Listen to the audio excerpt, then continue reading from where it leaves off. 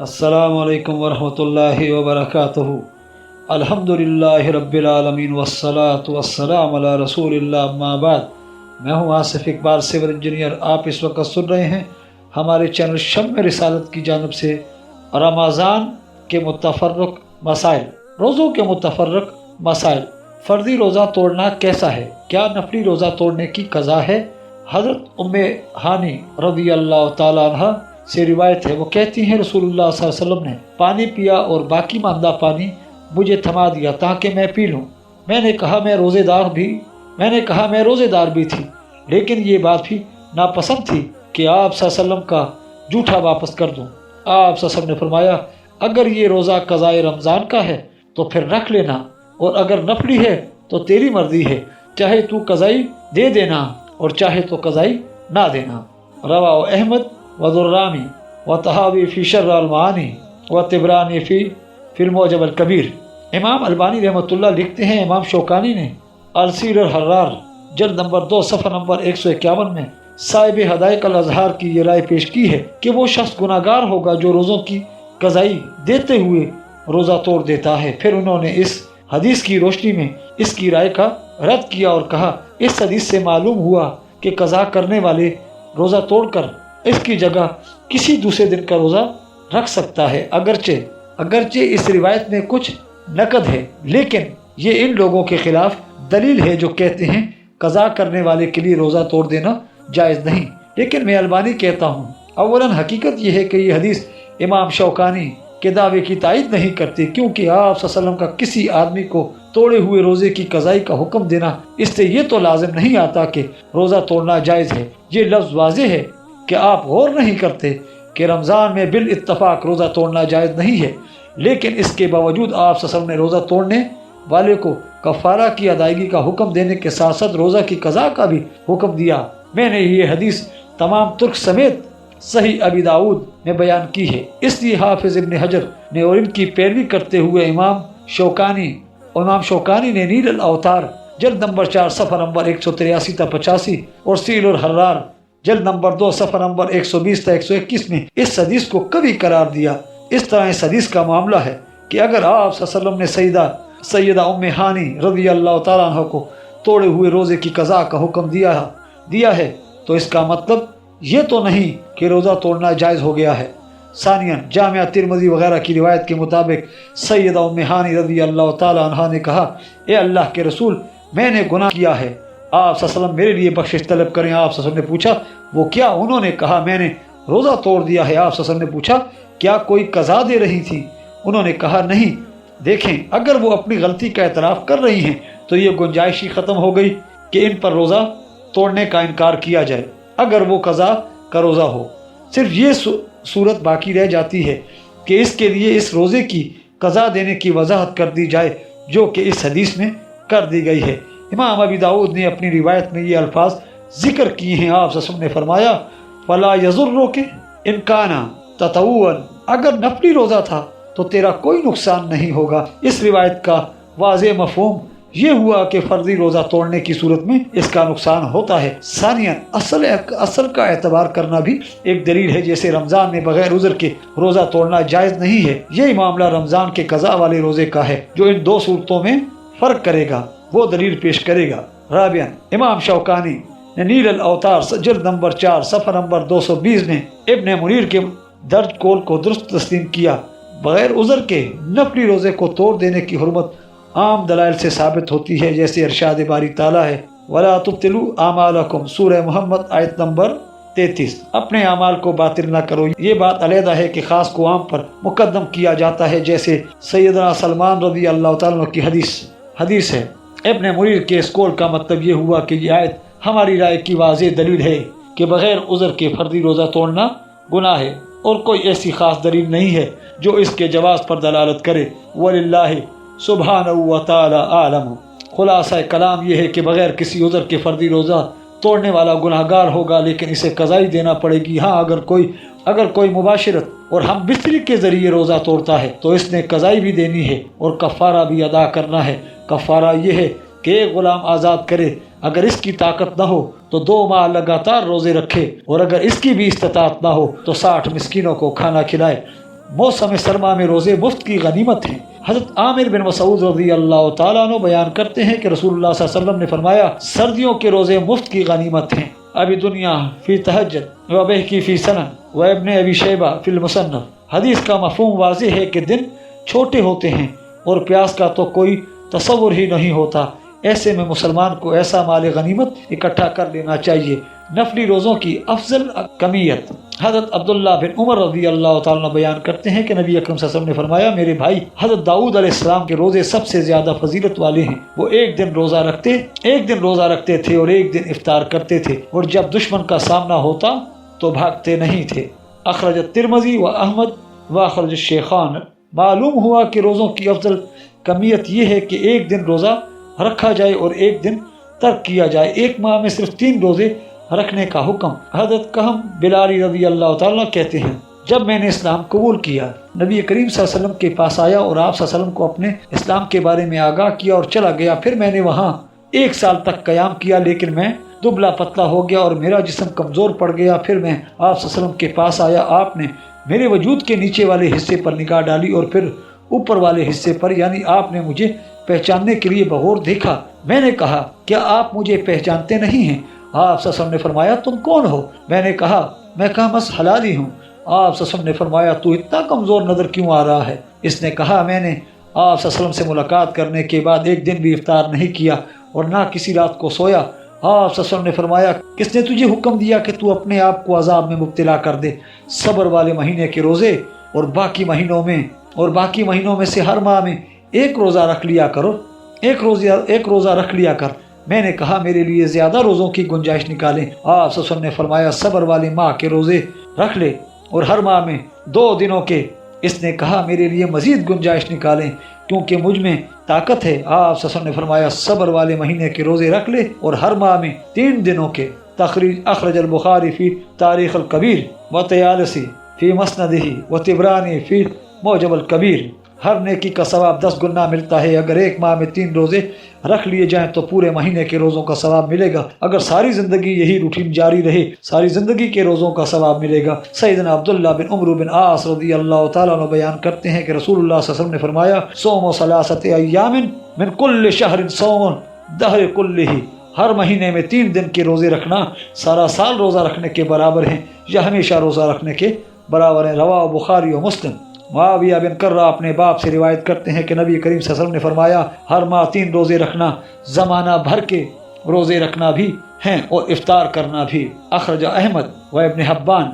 चूँकि हर नेकी का सवाब 10 गुना मिलता है, इस तरह हर माह में 3 रोज़े रखने की वजह से 30 रोज़ों का सवाब भी मिल जाता है और 26-27 दिन इफ्तार करने की सहूलत भी मिल जाती है। इमाम अलबानी रहमतुल्लाह बयान करते हैं, इस हदीस की तायीद आप सल्लल्लाहु अलैहि वसल्लम के दर्जेल इरशाद से होती है, मन सामन अबद फला सामा वला अफ्तरा। अखरज इब्न हब्बान व गैरहू बिसनद सही।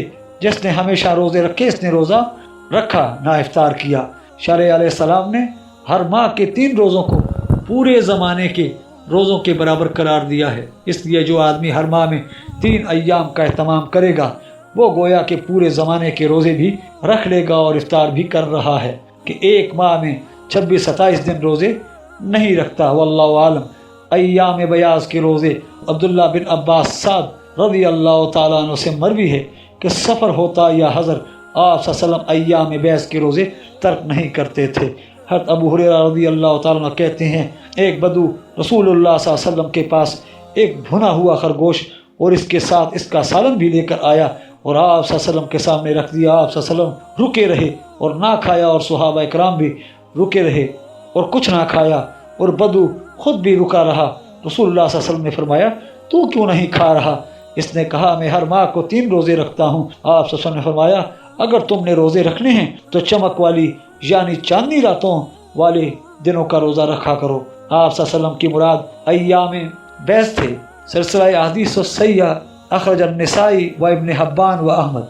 अय्याम बयास की वज़ाहत सनन अबी दाऊद की एक हदीस एक सही रिवायत में मौजूद है। हज़रत मलहान रज़ी अल्लाह तआला अन्हु फरमाते हैं, कान रसूलुल्लाह सल्लल्लाहु अलैहि वसल्लम यामुरुना अन तसूमल बैज़ा सलाशा अशरता व अर्बा अशरता व खम्सा अशरता काल व कालहुन्ना कहियत अद्दहर। रसूलुल्लाह सल्लल्लाहु अलैहि वसल्लम हमें अय्याम बैज़ यानी चांद की یعنی چاند کی 13، 14 اور 15 تاریخ کو روزہ رکھنے کا حکم دیا اور فرمایا یہ زمانے بھر کے روزوں کی مانند ہیں۔ ایام بیاض کے 3 روزوں کو زمانہ بھر کے روزوں کی مانند قرار دینے کی وجہ یہ ہے کہ ہر نیکی کا ثواب 10 گنا ملتا ہے۔ اگر ایک ماہ میں 3 روزے رکھ لیے جائیں تو پورے مہینے کے روزوں کا ثواب ملے گا۔ اگر ساری زندگی یہی روٹین جاری رہے تو ساری زندگی کے روزوں کا ثواب ملے گا۔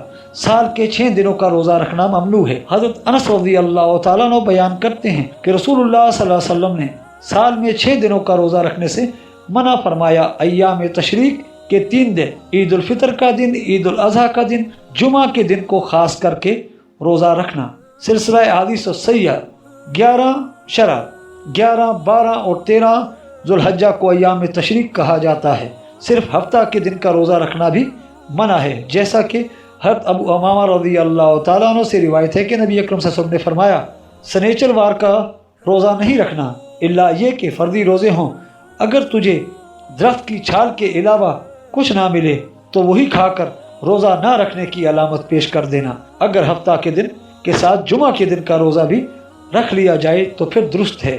قیام اللیل میں 2 رکعت قیام۔ حضرت عائشہ رضی اللہ تعالیٰ عنہ سے روایت ہے کہ جب آپ صلی اللہ علیہ وسلم تہجد پڑھتے تو 2 رکعتوں کے بعد سلام پھیرتے تھے۔ شرح آپ صلی اللہ علیہ وسلم کا یہی معمول تھا کہ 2 رکعت ادا کر کے رات کا قیام مکمل کرتے تھے۔ نماز وتر کا مسئلہ علیحدہ ہے، اس کے 1، 3، 5، 7 اور 9 رکعتیں ادا کرنا مسنون ہے۔ 1 رکعت نماز وتر درست ہے۔ حضرت سعد بن ابی وقاص رضی اللہ تعالیٰ عنہ سے روایت کیا گیا ہے کہ وہ مسجد نبی میں نماز عشاء ادا کرتے تھے اور اس کے بعد صرف 1 رکعت وتر پڑھتے تھے۔ ان کو کہا گیا ابو اسحاق تم صرف 1 رکعت وتر پڑھتے ہو اور مزید کوئی نماز نہیں پڑھتے، کیا وجہ ہے؟ انہوں نے کہا جی ہاں، میں نے خود رسول اللہ صلی اللہ علیہ وسلم کو فرماتے ہوئے سنا، وہ بندہ محتاط اور دور اندیش ہے جو سونے سے پہلے وتر ادا کر لیتا ہے۔ تخریج اخرج احمد سلسلہ احادیث الصحیحہ شرح وتر کی رکعات کی درج ذیل تعداد احادیث صحیحہ سے ثابت ہے۔ 1 وتر صحیح بخاری حدیث نمبر 990، صحیح مسلم حدیث نمبر 749 اور نمبر 2۔ 3 وتر صحیح بخاری حدیث نمبر 2013 اور صحیح مسلم 738۔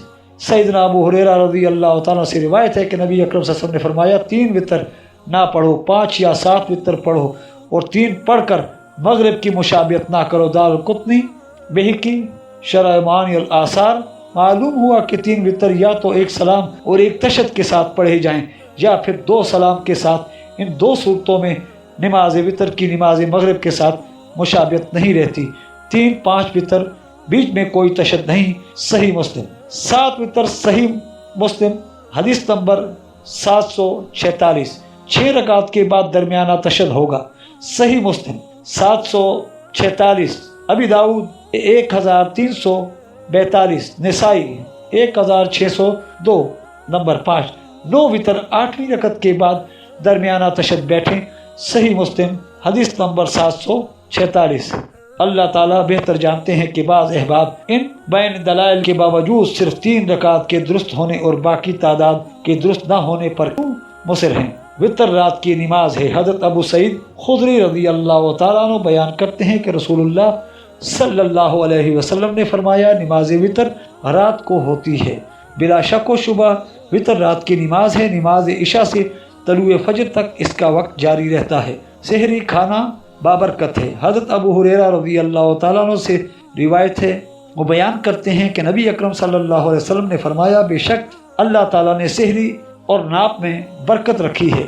حضرت انس رضی اللہ تعالیٰ عنہ سے مروی ہے کہ نبی کریم صلی اللہ علیہ وسلم نے فرمایا جو روزہ رکھنا چاہتا ہو وہ کسی چیز کے ساتھ سحری کر لیا کرے۔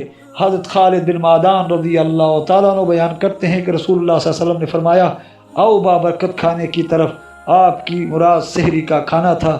حضرت مقدام بن معدی کرم رضی اللہ تعالیٰ عنہ سے روایت ہے کہ نبی اکرم صلی اللہ علیہ وسلم نے فرمایا سحری کا کھانا ضروری کھایا کرو کیونکہ وہ بابرکت کھانا ہے۔ تخریج اخرج النسائی وفی الکبریٰ و احمد و طبرانی فی معجم الکبیر و مسند شامین۔ شرح آپ صلی اللہ علیہ وسلم نے کئی احادیث میں سحری کھانے کی ترغیب دلائی ہے، اس لیے سحری کھانے کا اہتمام کرنا چاہیے۔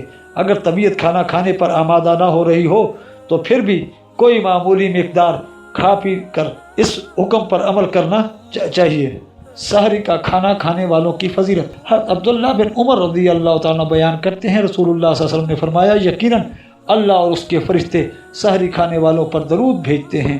تخریج وفی طبرانی معجم الکبیر وفی طبرانی فی المعجم الاوسط۔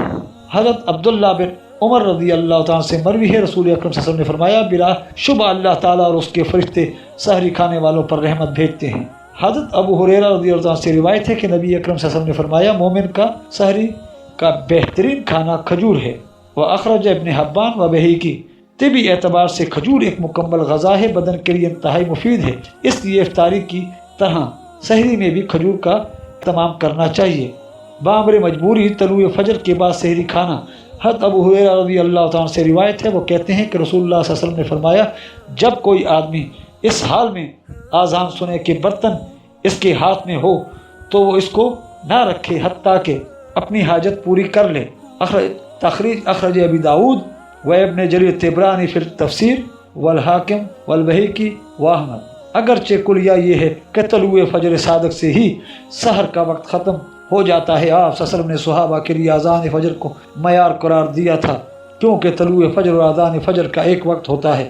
اس حدیث میں ایک رخصت کا بیان ہے کہ اگر کسی آدمی سے تاخیر ہو جاتی ہے اور وہ اذان سے پہلے سحری سے فارغ نہیں ہو پاتا تو اسے چند لقمے کھا لینے کی اجازت ہے۔ حدیث کے الفاظ پر غور کیا جائے کہ ایسے شخص کو ضرورت پورا کرنے کی اجازت ہے۔ اس رخصت کا یہ مفہوم نہیں کہ اذان سننے کے بعد چائے وائے اور مختلف ڈشوں کا اہتمام شروع ہو جائے۔ سحری آخری وقت میں اور افطار پہلے وقت میں کرنا۔ حضرت انس رضی اللہ تعالیٰ عنہ سے مروی ہے کہ نبی اکرم صلی اللہ علیہ وسلم نے فرمایا افطاری میں جلدی کرو لیکن سحری میں تاخیر کرو۔ تخریج قال سیوطی فی الجامع الکبیر والدیلمی۔ شرع آپ صلی اللہ علیہ وسلم کا یہ حکم خیر و بھلائی کی علامت ہے، جیسا کہ سیدنا سہل بن سعد رضی اللہ تعالیٰ بیان کرتے ہیں کہ رسول اکرم صلی اللہ علیہ وسلم نے فرمایا لوگ اس وقت تک خیر و بھلائی پر رہیں گے جب تک جلدی افطاری کریں گے۔ رواہ بخاری و مسلم اور مسند احمد میں سیدنا ابو ذر رضی اللہ تعالیٰ کی حدیث ہے وآخر السحور کے الفاظ بھی ہیں، یعنی افطاری میں جلدی کرنے کے ساتھ ساتھ وہ سحری میں تاخیر بھی کرتے ہیں۔ سیدنا ابو ہریرہ رضی اللہ تعالیٰ کہتے ہیں کہ نبی اکرم صلی اللہ علیہ وسلم نے فرمایا کہ اللہ تعالیٰ نے فرمایا میرے سب سے محبوب بندے وہ ہیں جو افطاری کرنے میں جلدی کرتے ہیں۔ رواہ ترمذی۔ اس لیے غروب آفتاب کے بعد فوراً افطاری کر لینی چاہیے۔ سحری میں تاخیر کرنے کا یہ معنی ہے کہ اس کو آخری وقت میں کھایا جائے۔ دیکھا گیا ہے کہ بعض فرقوں کی یہ عادات ہے کہ وہ افطاری کو غروب آفتاب سے مؤخر کرتے ہیں اور سحری کے بند ہونے کا اعلان وقت سے پہلے کر دیتے ہیں، بلکہ ہم نے ایک آدمی کو یہ کہتے ہوئے سنا کہ غروب آفتاب کے بعد مزید کچھ انتظار کرنا تقویٰ ہے۔ یہ عجیب تقویٰ ہے جو آپ صلی اللہ علیہ وسلم کے فرمان کے مطابق خیر و بھلائی سے دور کر رہا ہے۔ افطاری کا وقت حضرت سعد بن سعد رضی اللہ تعالیٰ عنہ سے روایت ہے کہ جب آپ روزے دار ہوتے تو ایک آدمی کو حکم دیتے، وہ اونچی جگہ پر چڑھ جاتا، جب وہ کہتا کہ سورج غروب ہو گیا ہے تو آپ صلی اللہ علیہ وسلم افطاری کرتے۔ حضرت انس رضی اللہ تعالیٰ سے روایت ہے کہ آپ صلی اللہ علیہ وسلم روزے دار ہوتے تو نماز مغرب پڑھنے سے پہلے افطاری کرتے، اگرچہ وہ پانی کا ایک گھونٹ ہوتا۔ تخریج اخرج ابن الاعرابی فی معجمہ و طبرانی فی الاوسط و ابو یعلا و بازار ضیاء فی المختار و ابن ابی شیبہ فی المصنف۔ ہر کوئی یہ کلیہ تو تسلیم کرتا ہے کہ افطاری کا وقت یہی ہے، لیکن بعض لوگ امراً تاخیر کرتے ہوئے نظر آتے ہیں۔ کس چیز کے ساتھ افطاری کی جائے؟ حضرت انس رضی اللہ تعالیٰ سے روایت ہے کہ اگر آپ صلی اللہ علیہ وسلم روایت ہے کہ آپ صلی اللہ علیہ وسلم جب افطاری کرتے تو کھجور سے ابتدا کرتے۔ تخریج رواہ نسائی فی سنن الکبریٰ و فرحاوی فی الصیام وعنہ ابن عساکر و ضیاء فی المختار۔ حضرت انس بن مالک رضی اللہ تعالیٰ عنہ بیان کرتے ہیں کہ نبی اکرم صلی اللہ علیہ وسلم نماز پڑھنے سے پہلے تازہ کھجوروں کے ساتھ روزہ افطار کرتے تھے۔ اگر تازہ کھجوریں نہ ہوتی تو خشک کھجوروں کے ساتھ، اور اگر وہ بھی نہ ہوتی تو پانی سے چند گھونٹ پی لیتے۔ تخریج اخرج الامام احمد وغیر من اصحاب السنن وقد خرجت مفصل فی الارواح وصحیح ابی داود۔ امام البانی رحمۃ اللہ لکھتے ہیں اس حدیث کو مختصر تخریج کے ساتھ ذکر کرنے کا مقصد یہ ہے کہ لوگوں کو اس سنت پر عمل کرنے پر آمادہ کیا جائے، کیونکہ اکثر روزے دار اس سے غافل ہو چکے ہیں۔ عام دعوتوں میں لذیذ ماکولات اور عمدہ مشروبات کا بڑا اہتمام کیا جاتا ہے، لیکن وہاں تازہ یا خشک کھجور نظر نہیں آتی۔ اس سے بری بات یہ ہے کہ کھجوروں کے نہ ہونے کی صورت میں پانی پر افطاری کرتے ہوئے بھی کوئی نظر نہیں آتا۔ ان لوگوں کے لیے خوشخبری ہے جو اللہ تعالیٰ کے درذیل فرمان کا مصداق بنتے ہیں۔ الذین یستمعون القول فیتبعون احسنہ اولئک الذین ھداھم اللہ واولئک ھم اولو الالباب۔ سورہ زمر آیت نمبر 18۔ جو لوگ بات کو کان لگا کر سنتے ہیں پھر جو بہترین بات ہو اس کی اتباع کرتے ہیں، یہی ہیں جنہیں اللہ تعالیٰ نے ہدایت کی اور یہی عقل مند ہیں۔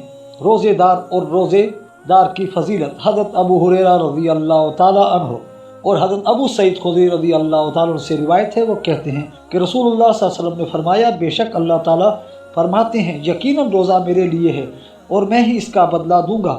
بلا شبہ روزے دار کے لیے دو خوشیاں ہیں، جب وہ افطار کرتا ہے تو خوش ہوتا ہے، اور جب وہ اللہ تعالیٰ سے ملاقات کرے گا اور اس کا بدلہ دے گا تو وہ خوش ہو جائے گا۔ اس ذات کی قسم جس کے ہاتھ میں میری جان ہے، روزے دار کے منہ کی بو اللہ کے ہاں کستوری کی خوشبو سے زیادہ پاکیزہ ہے۔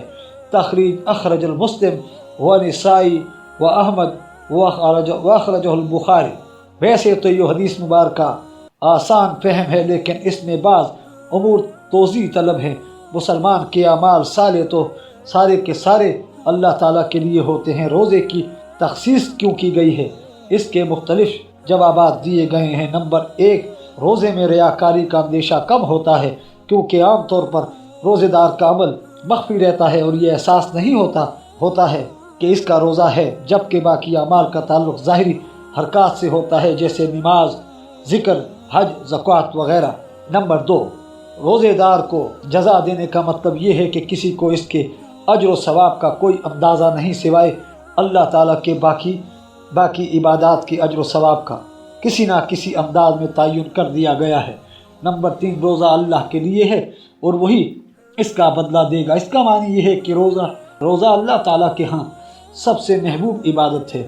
نمبر 4، بیت اللہ کی طرح یہ تشریفی اور تعظیمی اضافت ہے، اگرچہ سارے اعمال اللہ تعالیٰ کے لیے ہی ہوتے ہیں۔ مزید جوابات کے لیے ملاحظہ ہو فتح الباری جلد نمبر 4 صفحہ نمبر 135۔ روزے دار کی دو خوشیاں، پہلی خوشی سے مراد بھوک اور پیاس ظاہر ہونے کی وجہ سے طبی مسرت ہے، اور یہ بھی ممکن ہے کہ اس خوشی کا تعلق روزے کی بخیر و عافیت مکمل ہو جانے سے ہو، جس سے اللہ تعالیٰ کی تخفیف کا اندازہ ہوتا ہے اور اگلے دن کے روزے پر قوت نصیب ہوتی ہے۔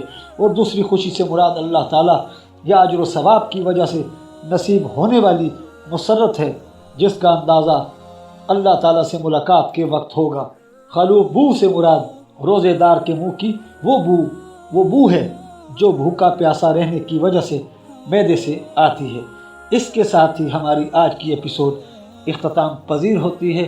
ملتے ہیں انشاءاللہ نیکسٹ ایپیسوڈ میں نئے موضوع کے ساتھ۔ تب تک کے لیے اجازت، آپ ہمارے چینل کو سبسکرائب کیجئے، ویڈیو کو لائک کیجئے، کمنٹس میں اپنے قیمتی آراء سے آگاہ کیجئے۔ اللہ حافظ۔